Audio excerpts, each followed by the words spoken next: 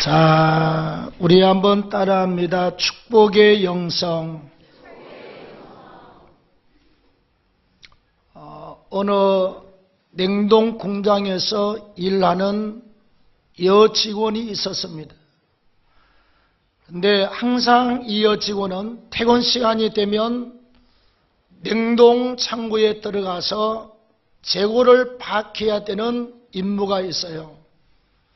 그래서 퇴근 시간이 다 돼가서 냉동 창고에 들어가서 숫자를 파악하고 있는데 갑자기 닫혀서는 안 될 바깥에 큰 문이 꽝 하고 닫혔습니다. 큰일 났어요. 안에서 열 수 없는 문입니다. 그래서 안에서 막 고함을 지르면서 사람 살려달라고, 문 좀 열어달라고 아무리 두들기고 난리를 쳐도 사람들이 다 퇴근하고 아무도 없어요. 혼자서 낙심이 돼서 엉엉 울었습니다. 왜? 이게 한 30분, 1시간 지나가면 사람이 동태가 되거든요. 그래서 혼자서 엉엉 우는데 아니나 다를까 몸이 마비가 찾아오고 이상하게 막 떨리면서 몸이 얼어붙기 시작합니다. 그래서 이제는 여기서 인생이 끝나는구나. 마음을 탁 놓고 절망을 하고 있는데 누가 문을 쫙 열더니 여기 사람이 있느냐고 자기 이름을 부르지 않겠어요? 그래서 얼마나 반갑던지 막 쫓아가서 손을 잡았는데 경비 아저씨 옳습니다. 이 여직원이 경비 아저씨한테 물었어요. 아저씨, 내가 여기 있는 걸 어떻게 알고 찾아왔어요? 너무 고맙다고 그랬더니 이 아저씨가 속마음을 털어놓습니다. 내가 이 냉동회사에 취직한 지가 35년이 되었습니다. 내가 초라한 경비 역할을 하고 있으니까 아무도 나를 사람 취급하지 않고 오면서 가면서 인사를 제대로 한 사람이 아무도 없습니다.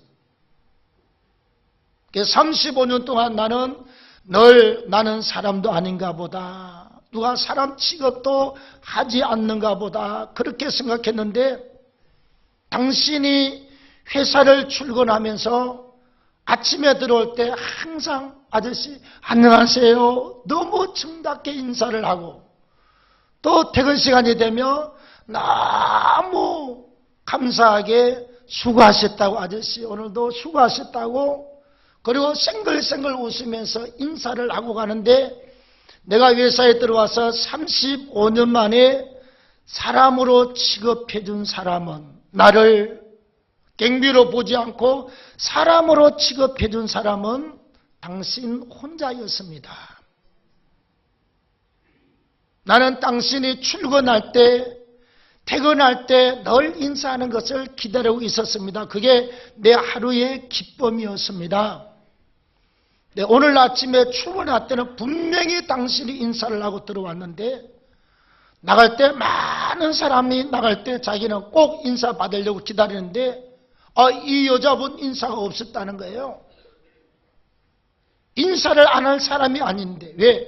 몇 년을 하루도 안 빠지고 인사를 했는데 그래서 혹시나 해서 경비 아저씨가 사람이 퇴근하고 난 다음에 막 창고 회사 건물마다 전부 다 문을 열어서 혹시 누구 있느냐고 전부 확인하던 중에 설마 냉동창고에 혹시나 하고 문을 열어서 이름을 불렀더니 세상에 그 여자가 얼어 죽기 직전에 있어서 건져낸 것입니다.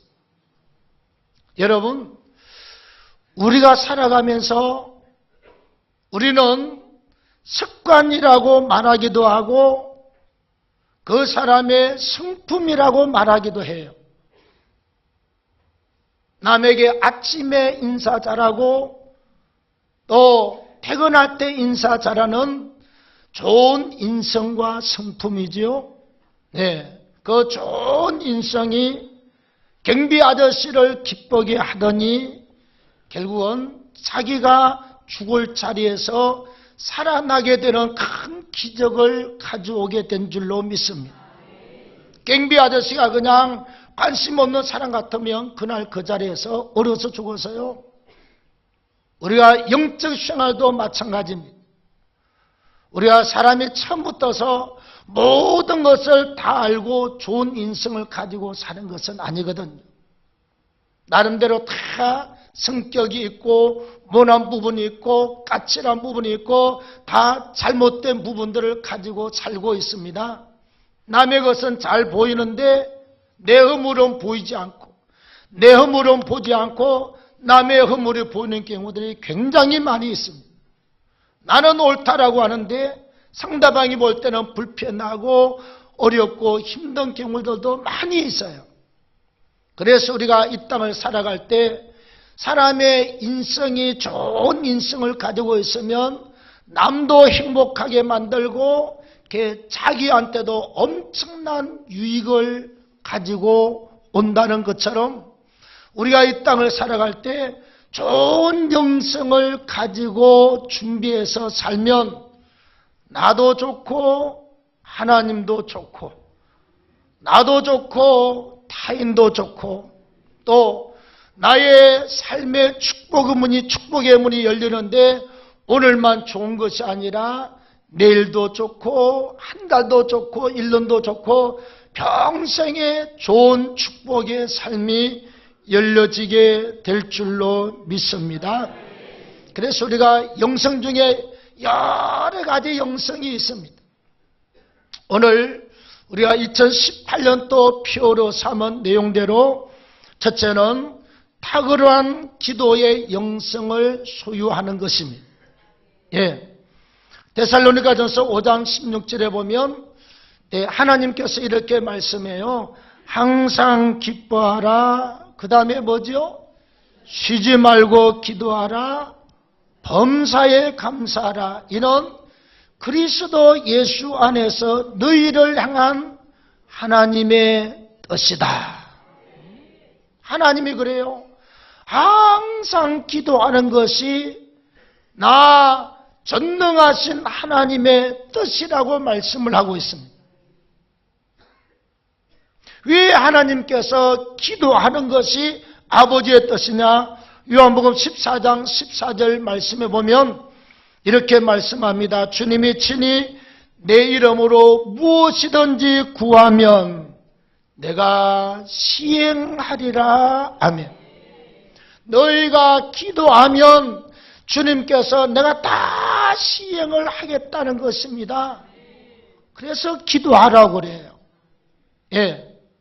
여러분, 자식이 어려서 키울 때 애들이 막 필요하면 달라고 때를 써요. 엄마가 볼 때는 해도 되고 안 해줘도 될 상황들이 많이 있습니다. 애가 때를 쓰고 엄마는 안 해주려고 마음을 먹었는데 결국 둘이 싸우면 누가 이기지요? 엄마가 지고 애가 꼭 이기게 되어 있습니다. 우리 큰애가 꼭 어려서 그 옛날 광명고등학교 밑에 슈퍼가 있어요. 입구를 지나면 꼭 아이스크림 맛을 알아가지고 아이스크림 발음을 못하고 아이심 지나가면 엄마 아이심 그러고 때를 쓰면 결국은 안 된다고 저 갔다 오다 또 아이심 그러면 결국은 엄마가 지고 맙니다. 아이심 많이 먹어 지금은 이렇게 둥둥하잖아요. 아이심을 많이 먹어서 그래요. 애들이 때를 쓰면 부모가 주게 되어 있습니다. 하물며 천지를 만드신 전능하신 하나님 모든 것을 다 가지고 있습니다. 그리고 여러분 하나님께서 원하시면 안 줄 게 없고 못 줄 게 없어 다 줄 수 있습니다. 우리가 이사야 53장, 이사야 45장 1절부터 쭉 보시면 하나님이 고레스 왕이 하나님의 명령을 받들어서 유대인들을 풀어주고 성전 건축을 하도록 길을 열잖아요. 하나님이 얼마나 기쁘던지 그래요. 내가 흑암 중에 부활을 그에게 주고 엄밀한 곳에 숨어있는 재물을 그에게 주노라고 말씀합니다. 그것만 있는 게 아니에요. 내가 고레스를 내 오른손으로 붙들고 다니면서 열왕대 세상 왕들의 허리띠를 풀어버리고 새 빗장도 열어젖히고 가는 데마다 세상의 왕들이 네 앞에 항복하게 하겠다. 이렇게 하나님은 기도하고 구하고 하나님의 뜻을 쫓아가는 사람에게 많은 것을 하나님이 주시는 줄로 믿습니다. 내가 주어서 잘못 쓰거나 잘못될 위험이 있을 때 하나님이 쉽게 주지 않지요. 은사를 아무나 주나요? 주면 사람들 다 죽여 놓습니다. 예. 다음에 큰 물질을 아무나 갖다 붙습니까? 까딱 잘못하면 돈 주면 전부 세상으로 나가서 자기도 큰일 나고, 예, 인생길이 아주 추락하는 일들이 벌어져요. 우리는 지금 한 달에 이렇게 한 200, 300 가지고 사니까 살지요. 한 달에 1억씩 우리 손에 들어와서 늘 1억씩 들어오면 주일날 교회 오겠습니까? 내가 집사 같으면 안 오겠어요. 겨울바다 구경 가겠습니다. 내가 집사만 되면 가을에 설악산 단풍놀이 가고 내장산 단풍놀이 가지 뭔 교회는 교회로 오겠어요? 예? 요트도 사고 좋은 차도 사가지고 주일마다 싱싱하고 놀러 다니세요. 그러니까 하나님께서 정말 물지간이 바로 되어 있고 주를 위해서 헌신하고 주를 위해서 봉사할 결심과 결단이 잘 되어 있는 사람한테 그때 주님 믿고 한번 주보는 것입니다. 그런데 첫 번째 큰 물질 받은 사람들이요, 끝까지 가시는 분들이 절대로 많지 않습니다. 거의 8, 90%는 전부 다 돈 때문에 추락하고 맙니다. 그래서 하나님께서는 기도해야 될 이유가 있을 만큼 우리에게 뭐든지 허락하시고 있다는 사실입니다. 여러분 인생 살면서 어디 문제 있는 사람이 있어요? 없어요. 병 없는 사람, 평생 살면서 아프지 않는 사람이 있습니까? 애들 키우면서 문제 없는 사람 봤어요? 사업이 어디 그냥 됩니까?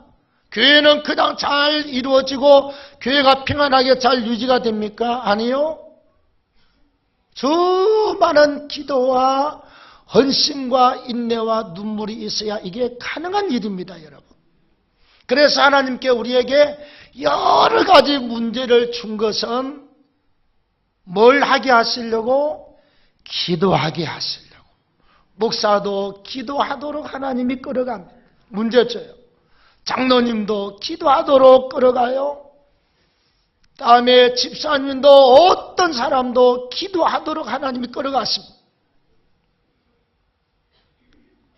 우리가 기도하는 것은 하나님의 얼굴을 찾고 하나님의 존재를 찾는 것이거든요. 예? 그래서 늘 우리가 주여 주여 이름을 부르면 우리 전능하신 하나님께서 저와 여러분들에게 가장 좋은 것을 주시게 될 줄로 믿습니다. 틀림없이 하나님이 주시게 되어 있습니다. 그래서 기도하는 사람은 영성이 떨어지지 않습니다. 은혜가 안 떨어져요. 계속 은혜가 유지가 됩니다. 다음에 기도하는 사람은 하나님의 얼굴을 구하기 때문에 늘 믿음이 충만하게 유지가 돼요. 그리고 기도하는 사람 주님이 늘 눈에 보이지 않는 큰 하나님의 능력의 손으로 감싸고 있고, 예, 쓰다듬고 있고, 하나님께서 인생길을 뒤에서 쫙 도와주고 있는 줄로 믿습니다. 예. 여러분, 우리가 고기 잡을 때 고기가 그냥 잡히나요? 그물을 쫙 쳐서 이기저기서 쫙 잡아당기면 그 그물 뒤에서 쫙 받쳐주기 때문에 막 고기가 막 이만큼씩 잡혀서 외국은 올라오더라고. 하나님의 손이 뒤에서 쫙 받쳐서 1년이 아니라 평생을 내 삶을 밀고 도우는 역사가 기도하는 영성을 가지고 있는 사람에게 반드시 있게 될 줄로 믿습니다. 자, 우리 옆 사람하고 한번 인사하겠습니다. 올해는 꼭 기도의 영성을 가집시다. 시작. 쉬지 말고 기도합시다. 시작. 예. 쉬지 말고 항상 우리가 기도의 영성을 가진 사람들은 절대로 쉬면 안 돼. 항상 쉬지 말고 기도하면 놀라운 일이 일어나게 될 줄로 믿습니다. 자, 그 다음 두 번째는 사명의 영성으로 달려가는 것입니다. 우리가 일반 사람들은 그래요. 예. 왜 공부하지? 태어났으니까. 왜 학교 가야 되지? 다 하니까. 왜 돈 벌어야 되지? 먹고 살아야 되니까. 왜 자식 길러야 되지? 힘든데 내 새끼니까. 왜 죽어야 되지? 나이 많으니까. 죽으면 어떻게 되지? 몰라, 갈 대로 가겠지. 이게 영적 세계를 알지 못하는 사람들의 질문과 답입니다. 우리나라요. 사람이 아무런 목적과 사명이나 어떤 가치를 부여하지 않는 인생길은 아무도 없어요. 자, 왜 태어났지? 하나님의 뜻이 있어서 나를 보내셔서. 엄마 아빠가 하룻밤 자서 생긴 게 아니라 하나님의 뜻이 있어서 내가 이 땅에 태어났어. 왜 공부해야지? 하나님의 영광 위해서 공부해야지. 결혼해야지. 왜 결혼해야지? 예, 하나님의 영광 위해서 같이 일하라고 우리 결혼하는 것입니다. 왜 자식을 길러야지? 하나님의 영광 위해서 잘 길러서 주의 일 많이 하라고. 왜 돈 벌어야지? 하나님의 영광을 위해서. 예? 그리고 이 땅의 삶을 다 마치면 나는 이 땅의 사명 끝나고 하나님 나라로 간다. 천국에서 만나자. 그리고 우리는 이 땅의 삶을 마감하고 눈 감으면 하늘나라에서 눈 뜨게 될 줄로 믿습니다. 천국으로 들어간다 이 말씀이에요. 예? 그래서 사명 때문에 태어났고 사명 때문에 살고 사명 끝나면 누구든지 가야 됩니다. 네. 사도행전 20장 23절 4절 말씀해 보면 바울이 옛날 그리스 마게도냐 지방과 저 아덴 지방 고린도 지방 다 전도하고 난 다음에 배를 타고 지금의 터키의 서부 우리가 인천쯤 들어옵니다. 어디에 들어오냐? 밀레도 항구에 들어옵니다. 들어와서 바울이 에베소에 있는 장로들을 불러서 모읍니다.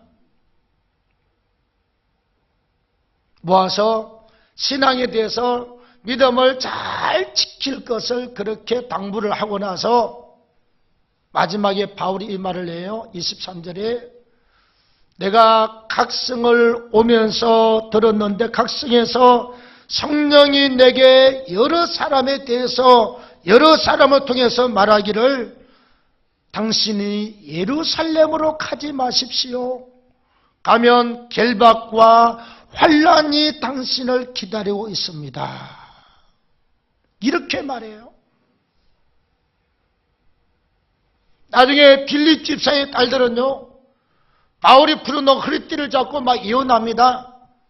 하나님께서 이 허리띠의 주인이 예루살렘에 가면 결박을 당하고 환란이 기다리고 있답니다. 가지 마십시오.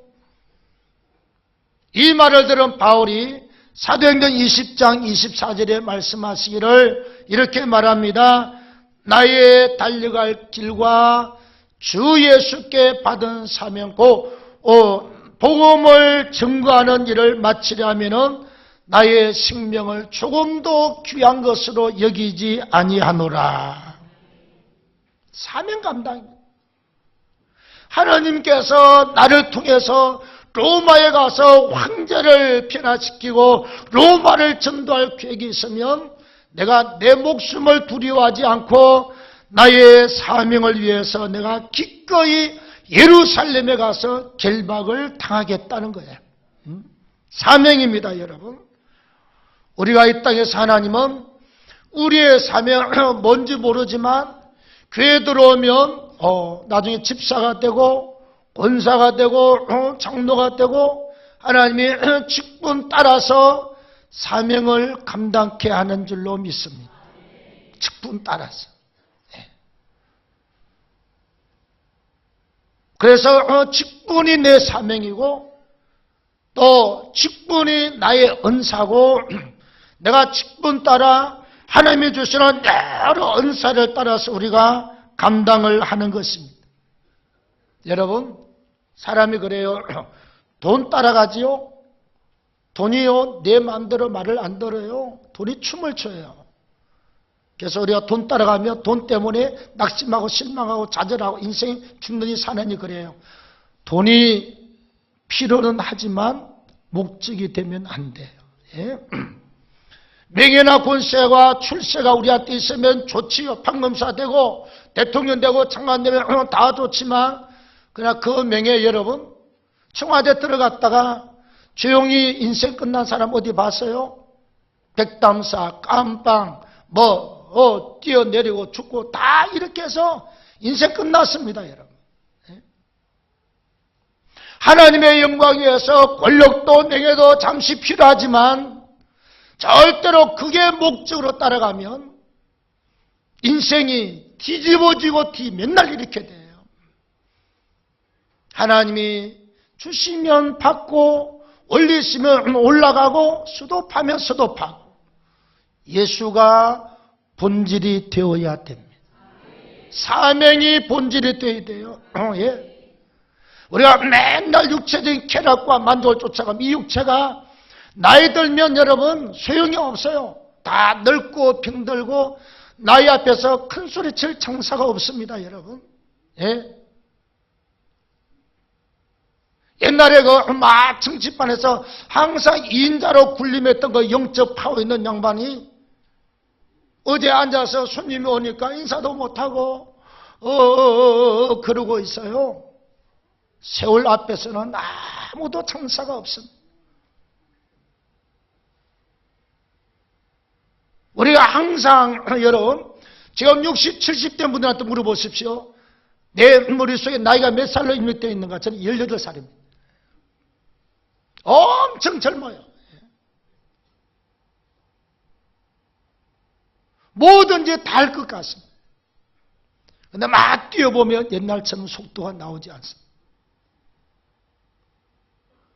마음은 18세인데 육체가 그렇게 내 마음과 생각대로 따라주지 않습니다.